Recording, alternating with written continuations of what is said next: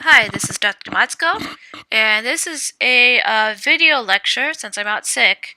Right, this is a video lecture to review for your exam 3. Uh, uh, in this video, I just want to go over all the concepts that you're responsible for and that you should be familiar with for your exam 3 this Friday. I just want to highlight any key points that you need to know. So exam 3, logistics, is going to cover a portion of chapter 32, right? A portion of chapter 32 is already on exam 2, so exam 3 will cover the rest of it. And then it will also cover chapters 33, 35, and 36, which are all on light and E&M waves. And as usual, we might have some concepts from previous exams or last semester.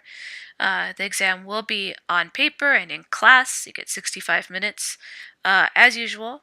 And you get your one sheet of paper, your crib sheet, and your calculator.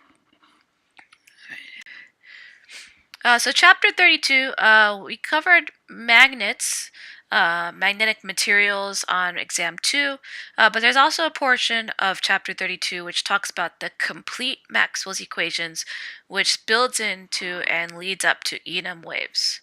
Right, so that's why it ended up being on exam 3 with all of these other concepts on E&M waves.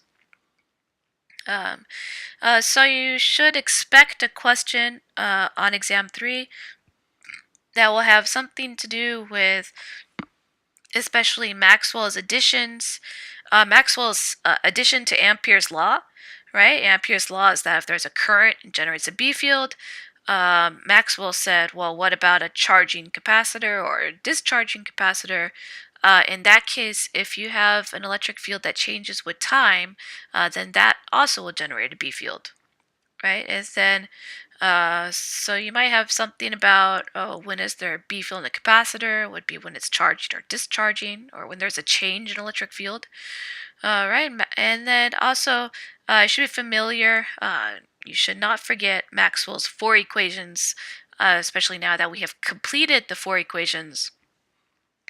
All right, then we have this link between a B field that changes with time will generate an E field, and an E field that changes with time will generate a B field, right? And so on and so on, and that repeats, and they build off of each other. And this is actually Maxwell's one of Maxwell's key insights, right? That if you have a change in E field, then it will change the B field, and they continue to change each other, and that's what an E&M wave is, and that moves with the speed of light. Right? We can move on to the next page, right? Chapter 33, that the speed of light had been measured 3.8 times 10 to the 8 meters per second, given the letter C, and then that is the speed of these electromagnetic waves, these E&M waves. Right, so Maxwell said that light was an E&M wave, and this was later definitively proved by Heinrich Hertz. Right, but you should know that light is an E&M wave and moves with a specific speed. You should be familiar with the wave equations and how to calculate back and forth between k and omega, the amplitude, the wavelength, the frequency.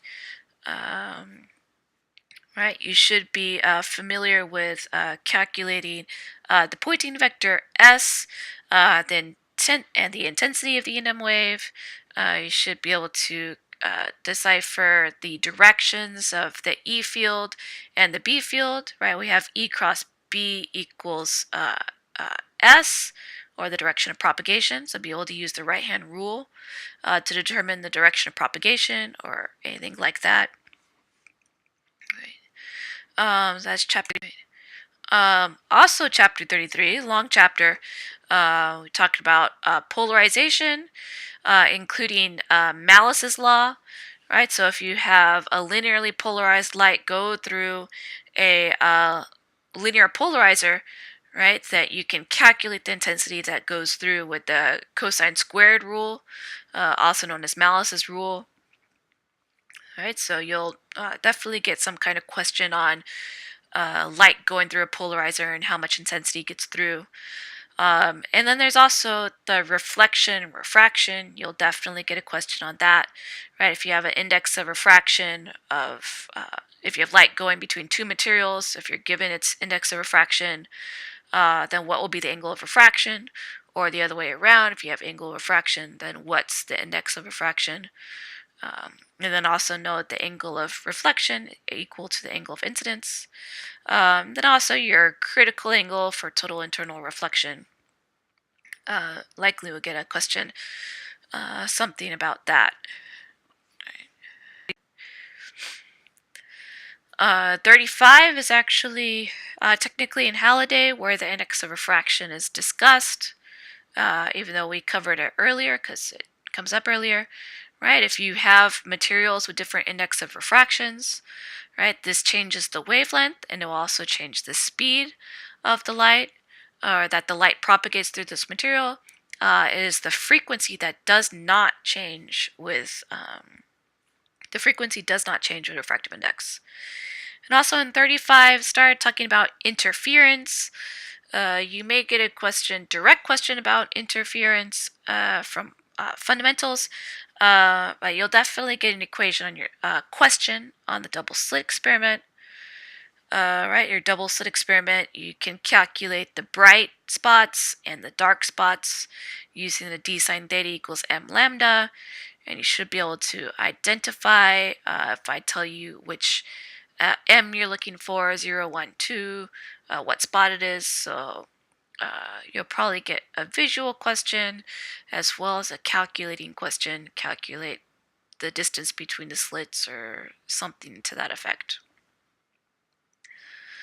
Let's see. And then 36 covers kind of diffraction, right? Diffraction has to do with curving of the waves, right? We did single slit diffraction, which is where your maxima or your minima, specifically this equation 36.3, it relates to where the minima are, and that relates to A, the size of the slit.